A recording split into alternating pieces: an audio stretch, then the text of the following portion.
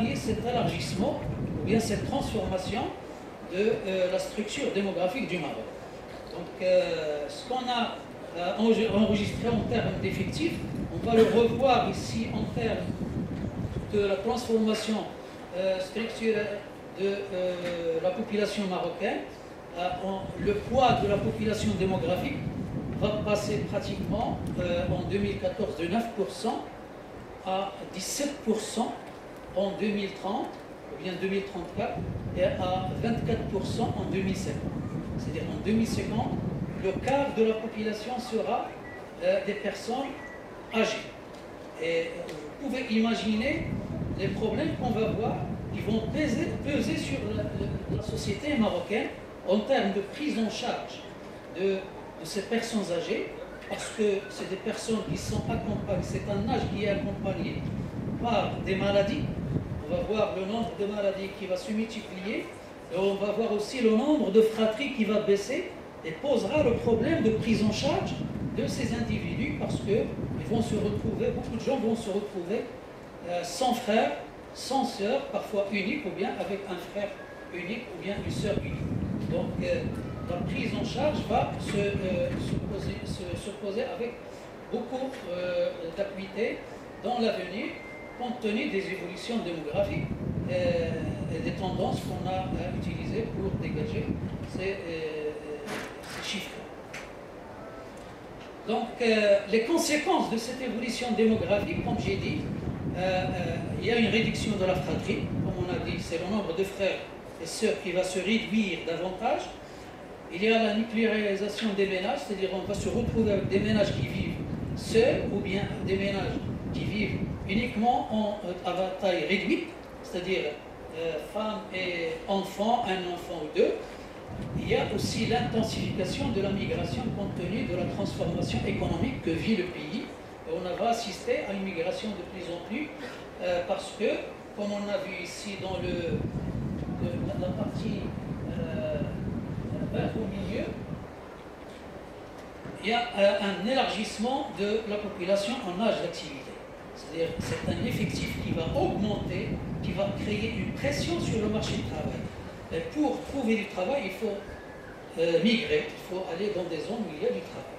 Donc beaucoup de gens, beaucoup de personnes âgées vont se retrouver seules, abandonnées, parce que leurs enfants, un enfant ou deux, va aller chercher du travail. Donc voilà les situations.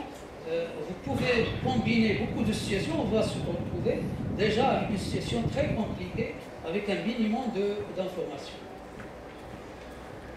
Donc, les conséquences, c'est-à-dire que des personnes âgées par famille, beaucoup de personnes âgées, on va se retrouver avec beaucoup de personnes qui vivent dans la vieillesse et qui vivent plus longtemps, parce que l'évolution de la santé et l'évolution aussi des conditions de vie vont améliorer l'espérance de vie.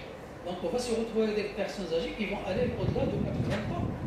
C'est-à-dire, déjà actuellement, on a une espérance de vie à la naissance de 74, mais dans 20 ans, 30 ans, on sera avec une espérance de vie pratiquement de 85 ans. Donc les évolutions qui ont pris un siècle dans d'autres pays développés, nous on va les réaliser en 20 ans ou 30 ans. Donc c'est des transitions très rapides.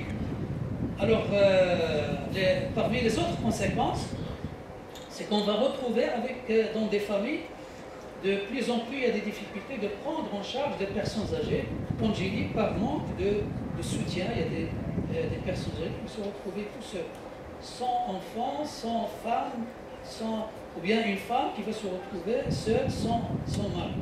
Et on va voir que les évolutions actuelles déjà montrent qu'il y a beaucoup de gens qui continuent à vivre seuls, surtout au niveau des femmes.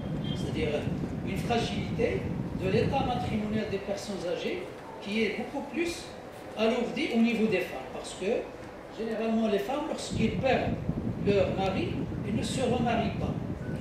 Par contre, au niveau des hommes, vous pouvez voir au niveau des chiffres pour les mariés, les hommes âgés sont mariés à 94%, alors que les femmes, la moitié sont mariées, mais le reste, ils vivent soit des veuves ou bien des divorcés.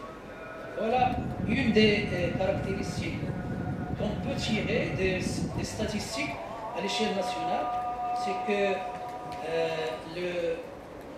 les fragilités touchent beaucoup plus les femmes, surtout à un âge avancé, en raison des choses culturelles, et parfois ça dépasse même les choses culturelles. Il y a des hommes qui se remarient, les femmes ne peuvent pas se permettre ça. Deuxième caractéristique par laquelle on a caractérisé cette population des personnes âgées, c'est qu'on a 7 personnes âgées sur 10 sont des analphabètes. Ils ne savent ni lire et écrire. Et les femmes à ce niveau-là sont les plus désavantagées. C'est-à-dire, pratiquement, nous avons 9 femmes sur 10 ne savent ni lire ni écrire. Donc, c'est un stock d'analphabétisme qui pèse aussi sur le développement humain du pays, et sur lequel il est difficile d'agir. Il y a des actions de lutte contre l'analphabétisme, mais c'est des actions très limitées et parfois ils sont orientés vers d'autres populations qui sont en âge d'activité.